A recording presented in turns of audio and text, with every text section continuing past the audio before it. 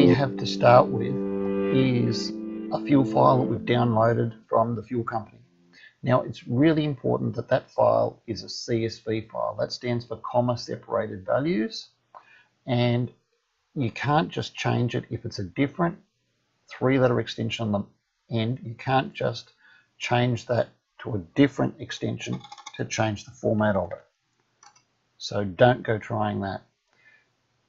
If you want to see what's in the file, you can double click on it and it will open the file up in Excel, but that will actually give you a false view of the file, and it will make it, you can get an idea of the structure of the columns, but if we close it, and this time I open it with Notepad, you'll see how the actual file looks on the computer.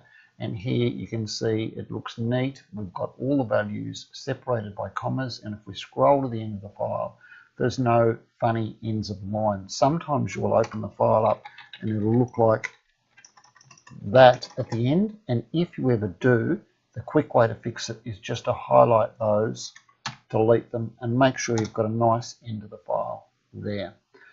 It should come downloaded without having to do that. So if it doesn't, then maybe you need to check how you downloaded it, try it again, or get in touch with me. The other important thing about this folder is that I've got the folder specially set up to put all the fuel downloads in, so I've got a record of them.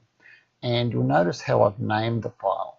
I've deliberately given it this name, the year dash the month, with 4 digits for the year, 2 digits for the month, and then because some organisations might get fuel from 2 or more different outlets, I've put on the name of where the file has come from, so that if we need to go back to it later on, we can go back to the source of the information that's in our OpenFleet. So that's the file and getting the file. Now let's try and get it into OpenFleet. So I've got OpenFleet down here, and we'll go up to Tools, Fuel Transaction, Import Fuel Transactions, and then first thing we have to do is select which fuel company we're getting it from. In this case, we're getting the Caltex file. Next, we have to put in the actual file itself. So we'll click the Browse, and we'll go to the fuel downloads, and there's only one there. We'll go for that one we just had a look at. Now the beauty is of OpenFleet is it'll remember that folder, so we never have to go looking for it again. It'll always pop up. Next time it'll always pop up again. So we'll go Load Fuel File, and that's just loaded in. We haven't got any errors there. Now when it first comes in, if it comes up with no errors, then you're looking pretty good already.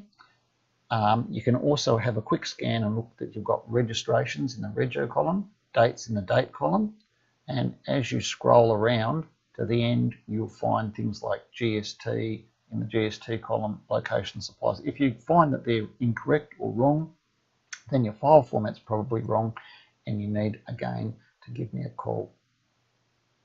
Now, the first thing you need to do once you're at this stage is check the registrations. So we'll click Check Registrations, and this button shows the vehicles that have come in the download with transactions, but these vehicles are not, and these cards are not in OpenFleet. So no one has put them in this system. So somebody's created the card on that particular website, in this case Caltex, but they're haven't been put into OpenFleet. So we'll just take an example here, Hire 03, and I will just type that in to the search field, and you can see no matches found. Now, first thing we need to do to get rid of these, we've got two options. One, we can ignore them. In that case, what that means is that we're going to be paying for fuel that's not recorded in OpenFleet. Now, you can do that if you really don't care about it, but if you want OpenFleet to match how much you're paying, and so your organisation gets a good overview of how much your vehicles are costing you, then you want to create a vehicle for this particular card. So what we'll do is we'll put in Hire 03. So I'll try again. Click the right button this time. So we'll click the new car button, and in the registration field I'll put in hire 003. Now we also need to put in a model. OpenFleet forces us to do that, and this particular database has a model set up called hire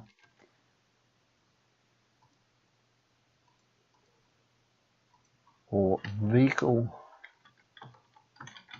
We'll get there in a moment.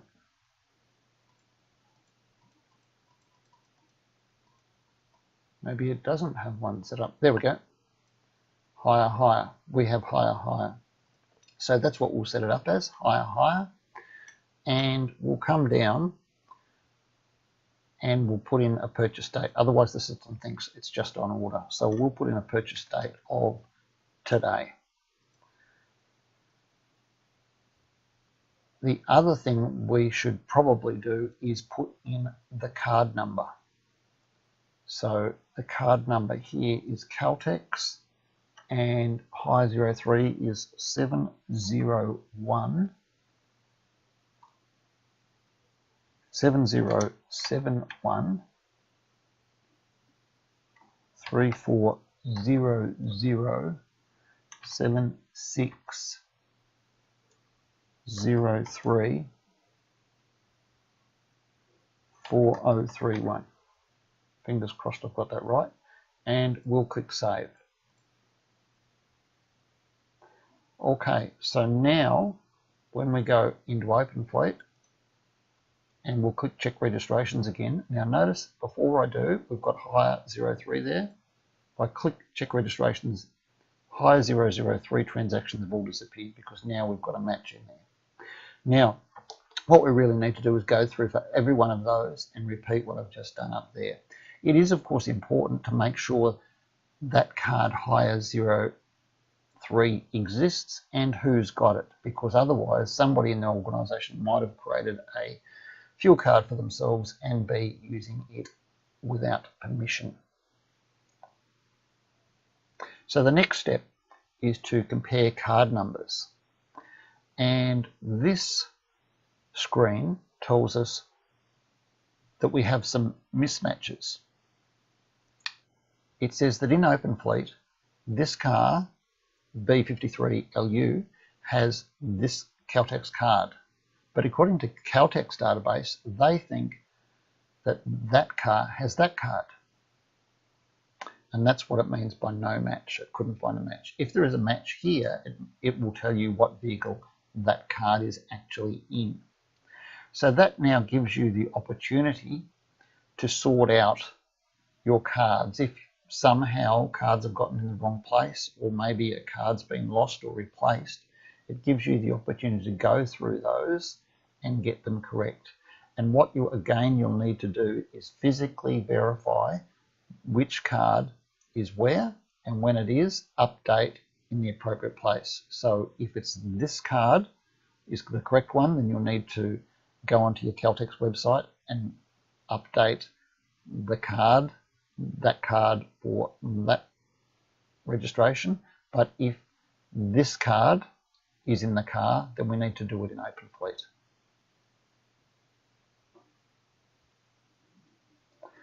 Okay, and the last check is just a check on odometer values. And what this will do is tell you that it will basically give you two situations. One, if the reading is way too high, and the other, if it's less than the current. If it's less than the current, you really don't need to worry, because it just means that the car has probably been updated by means of a service or other way with the odometer value, and so that by the time you've downloaded the odometer from Caltex, or the fuel from Caltex as we're doing now, we've already got a higher reading in the database. So that's quite normal to have most of them less than current. If you have a reading that is way too high, then that means that probably the operator at Caltex Servo has probably keyed in an extra digit, as in there,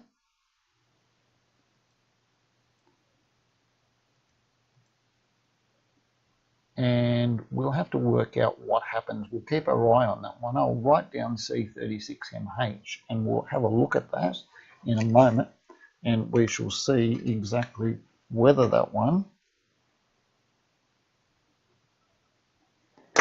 we'll see whether that one actually goes through or not. I'm going to guess and say it doesn't. Let's see how good my programming was. So now all we need to do is post. Now this particular posting was for the 5th month, so I'm going to wind the date, posting date back to the 5th, and we'll put in the last day of the 5th month, which is the 31st, and we're now all ready to post, assuming of course that we've actually fixed all those problems.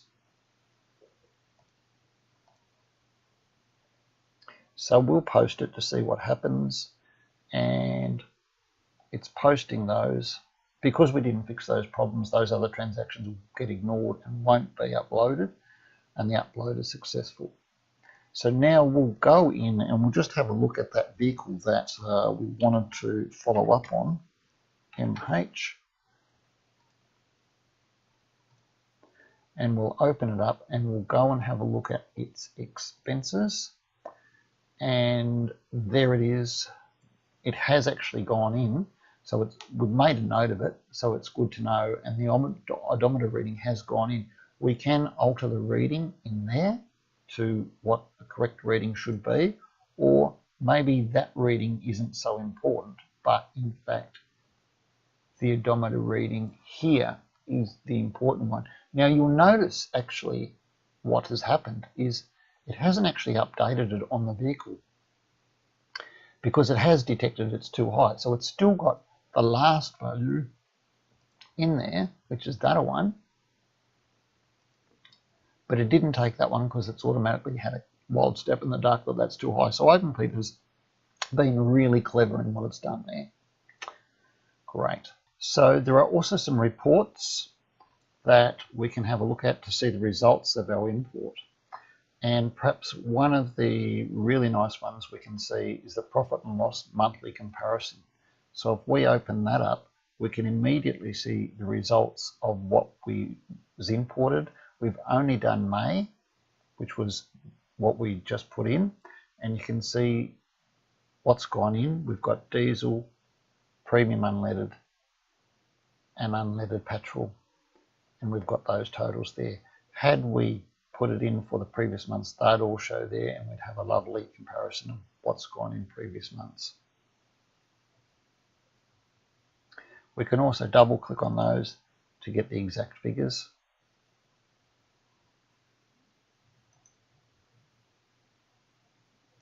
There are a couple of other useful reports in financial, such as fleet expenses. In this case, we need to put in the correct month to see the data, and there we can see the various transactions that have gone in. I'll just show the top level reports and you can see them broken down there. And the last report is the profit and loss standard. Again, I'll do it for the 5th month, and we get a similar figure there.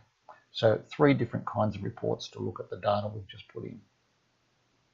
Now there's just a couple more things I want to show you. The first is that OpenFleet has a little bit of protection in it so that we can't load the same fuel file twice. So if we go into Caltex now and try and load this file that we just loaded in and click load fuel, we get a warning. So that's great. You can't actually accidentally load that fuel file in twice. And the other thing is that supposing we've loaded in and we found something has actually happened, something is wrong, and we've done an oops and we need to reverse the situation, well, there is a way of doing it. If we go Tools, Import Reversal, we can then select the file to reverse, and you'll notice the top one is in fact the one we just loaded, so we can click on that. And if I want to reverse that, now I click reverse. It gives us some warnings. So it asks specifically, is this the file we want to reverse? And we'll go, yep. Are we really sure? It really wants to make sure. And then it's done it, and we're all reversed. Now we can actually go back in and correct whatever the problem was and reload it if that's what we need to do. So there you have it. That's how to input your fuel into OpenFleet. I hope that helps.